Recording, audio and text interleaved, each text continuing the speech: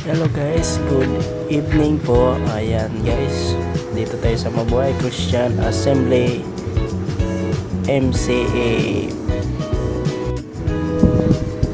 Ayan guys, papasok na tayo sa loob. Medyo maaga-aga pa konti guys. Ayan, may mga regalo na sa labas. Nakapag-prepare na po sila. Ayan, may mga upuan na tayo. Ganda naman mga backdrop. Oo nga.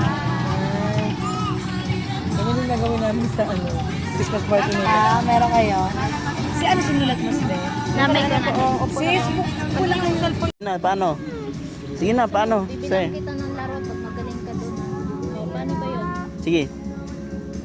Yung ano, yan. Diba may dala kang ilaw? O, pag dala kang ilaw, ganyanin mo, hawakan mo. Na. Sige, paano? Sige. Oh, yun. Yan, very good. Tapos? Basta galaw ka lang doon. No, yan. Ayan. Marunong pala eh. Ilaw na stick. Alam mo yun? Yung may ilaw. Hawakan mo yun na. Yun lang? Yun lang alam mo? Ayun lang yun sa kanya. Ayan lang ba? Mami, videoan mo. Gagalingan niya sa akin, diba? Pag ginalayan niya sa akin, baby.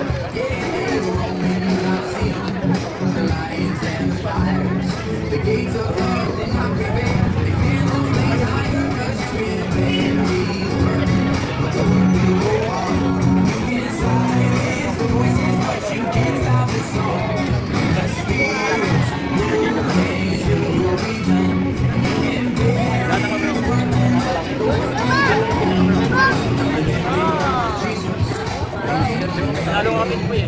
Panalo kami.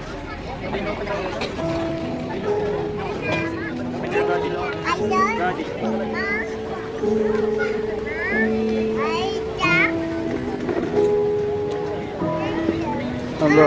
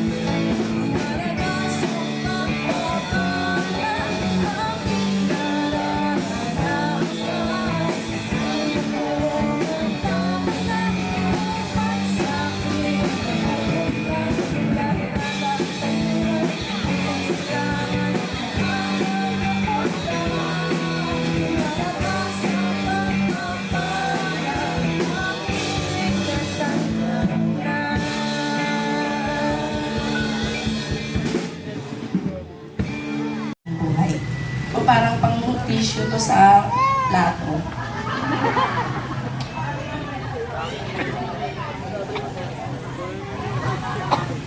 Kaya minsan po talaga parang ayoko nang tumayo kasi eto, marami na sila. Parang isang timbang luha yata ang iluluha ko dito ngayon kasi ang dami pong tissue.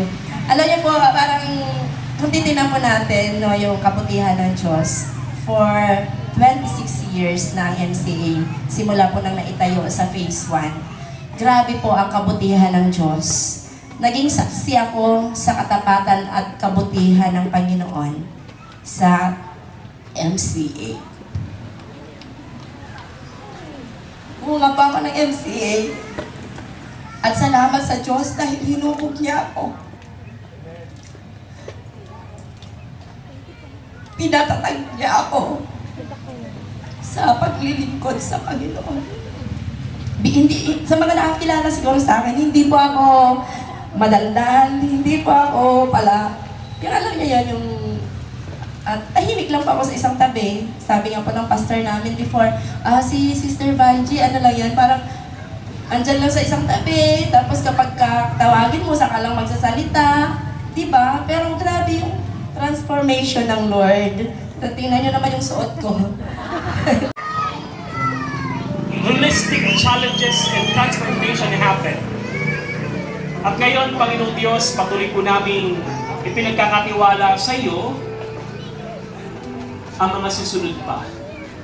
Hanggang sa muli mong pagbabalik, matagpuan mo po aming mga pastor na mamunga ng mga susunod na mga pastors, sa mga leaders and parents na namumunga ng mga next generations of not just believers, but disciple makers.